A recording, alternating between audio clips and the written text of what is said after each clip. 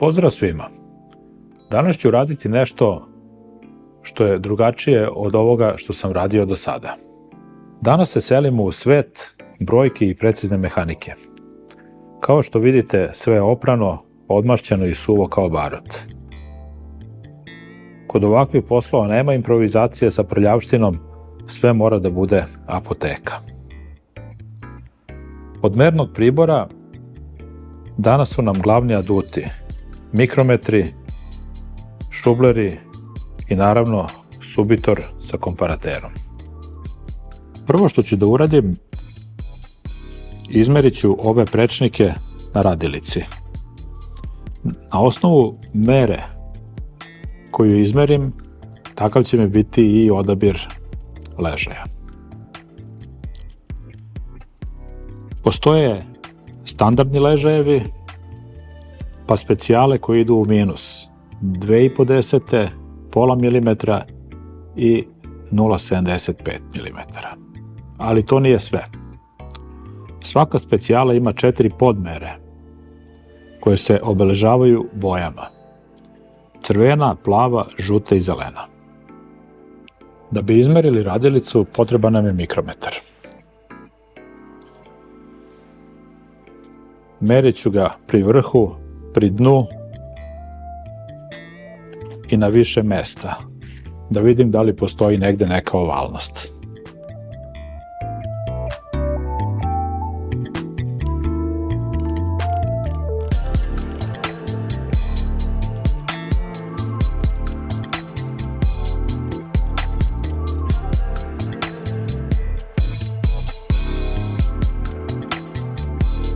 Pedeset 9,97. Nema nikakve ovalnosti, tako da mogu da zapišem da je prečnik ovog dela 59,97. Istu stvar sam uradio i sa ovom drugom stranom. Izmerio sam je, takođe je mera ista kao i ona prethodna, 59,97. I dalje ostajem kod radilice. Moram da mu premerim ova kolena gde dolaze klipnjače. Tu je situacija malo prostija. Nema boja, ali su pravila ista. Kod njih postoji standard i još 3 specijale. Kada budem izmerio, utvrdit ću da li ću samo kupiti ležajeve ili će morati da se brusi za neku sledeću specijalu. Za merenje kolena takođe potreban mikrometar. Isti je princip kao kad sam merio i ovo ovde. Na što više tačaka da bi se videlo da li postoji neka ovalnost i koliko je otišlo u minus.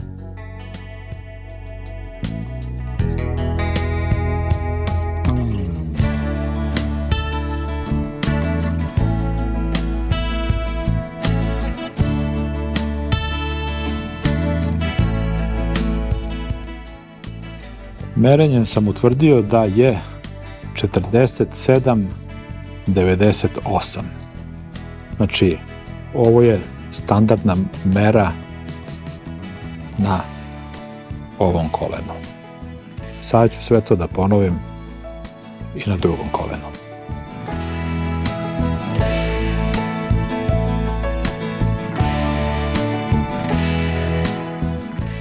Merenjem sam utvrdio da je i ova strana identična onoj drugoj. Znači 47,98. Da bi izmerio aksijalni luft radilice ovde u bloku motora, prvo moram da vratim ovaj aksijalni ležaj. Pre toga je, kao što sam rekao, sve očišćeno i odmašćeno.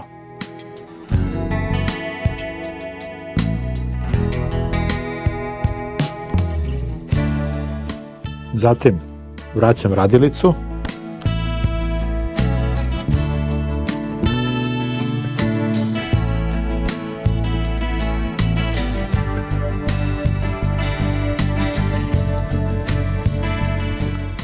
I zatim ću morati da zagrejem ovaj ovde deo da bi mogao da upadne ovaj drugi ležaj sa kućišta.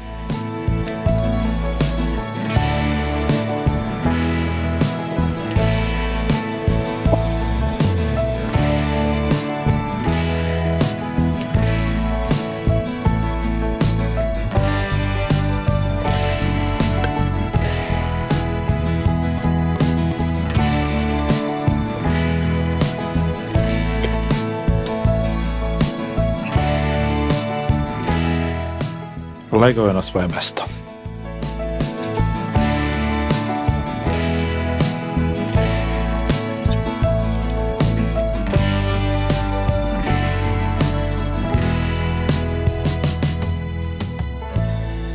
Sada ću mu postaviti ovaj drugi ležaj koji dođe ovde, kojeg sam obeležio, koji je bio sa ove strane. A zatim ću staviti zamajac.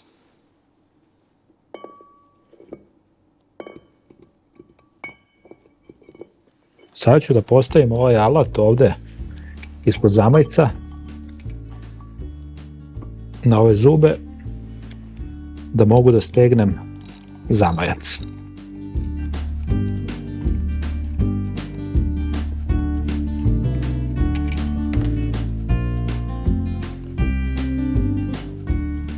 To je to. Sada ću mu postaviti nosač komparatera i komparater.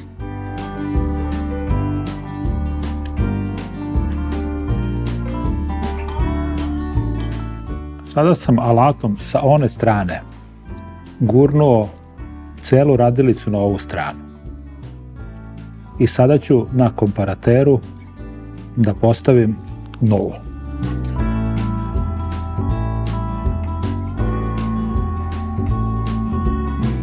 Sada ću opet sa one strane da popustim i da povučem radilicu na onu stranu.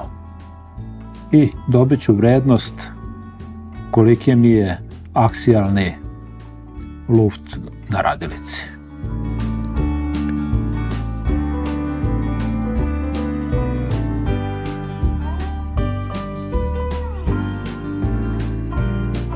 Aksijalni luft je 18 stotih. To je previše.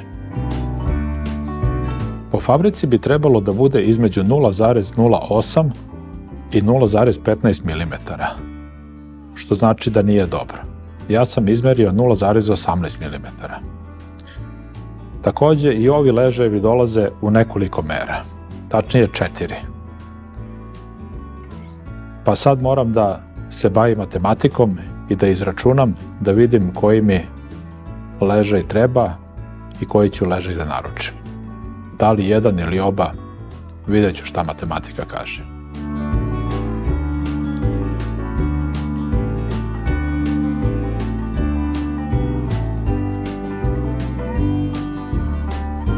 Sada kad sam izmerio ovaj luft radilice ili aksijalni luft, radilicu vadim napolje.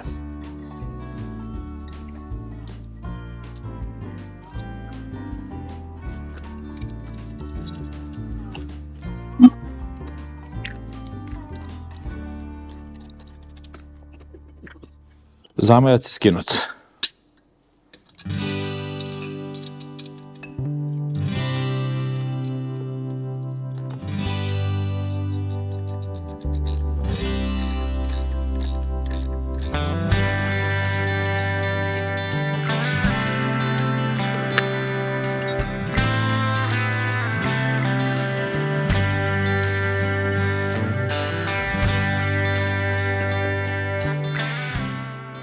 Radilica je ponovo napolju.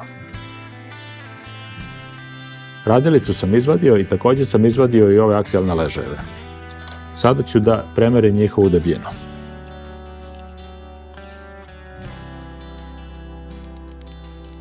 Dva zarez 633.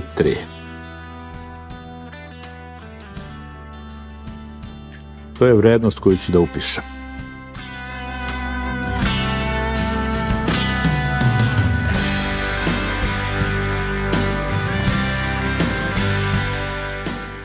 Ovo je 2550.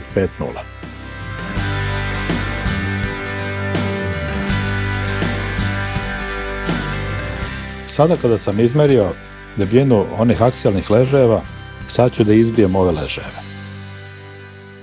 Na ovom kućištu postoji jedan štift ovde koji moram da izbijem. On drži ležaj da se kojim slučajem ne bi okrenuo.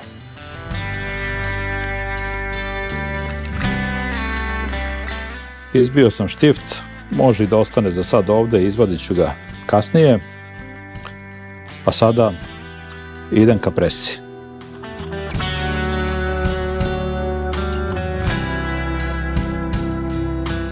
Ležaj je izbijen, kućište je spremno za drugi.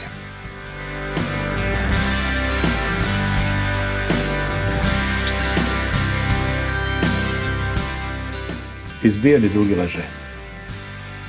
Sada ću da premerim koji je prečnik ovde na kućištu i na bloku motora.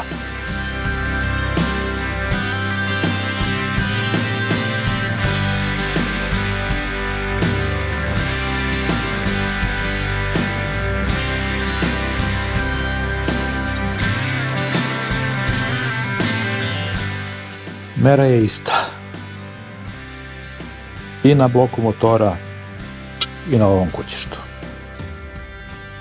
Ako se pitate zašto ovo kućište ima štift, a na bloku motora nema, razlog je taj što se ovde ne podmazuje samo radilica, nego se podmazuju i klackalice. Ako bi se ovaj ležaj koji sam izbio okrenuo za nekoliko stepeni, izgubili bismo podmazivanje klackalica. Zato je razlog zašto ovaj štift postoji. Dok na bloku motora tamo se podmazuje samo zadnji deo radilice i ništa više. Da bi proverio na klipnjači da li postoji neka ovalnost ovde, mada ću svakako da zamenim, da stavim nove ležajeve, moram prvo da podesim komparater. Prvo sam šublerom izmerio koliki je prečnik, to je oko 48 mm, mikrometar sam stavio na 48 mm i sada ću komparater da podesim na tu meru.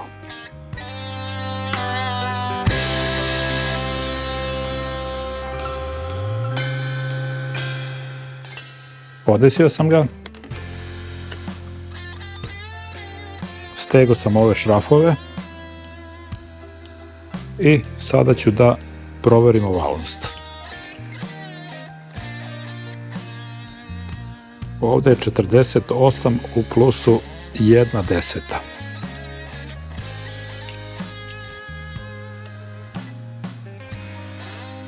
Ovde je 48 u plusu 500. To znači da imamo ovalnost na klipnjači. Sada ću da skinem ležaj i onda ću da opet stegnem šrafove i da izmerim klipnjaču bez ležaja. To mi je bitnije. Tu je subitor, klipnjača sa izvađenim ležajima i sada ću da vidim da li postoji ovalnost.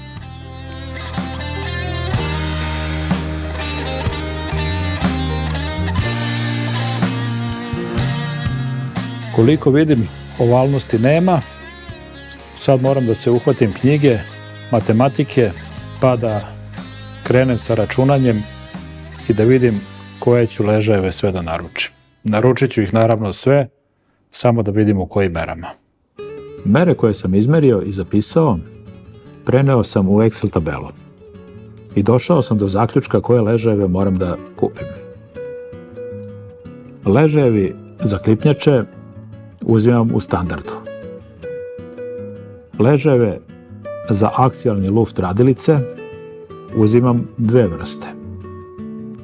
I ležajeve za rukavce na radilici uzimam u plavoj boji. Sada ću da otvorim katalog, da izvučem kataloške brojeve i da naručim te delove. Ušao sam na online katalog, sad ću otići ovdje na motornu grupu, tražim radilicu, evo je, i samo ću da iskopiram kataloške brojeve jer neću naručivati od ovih ovdje.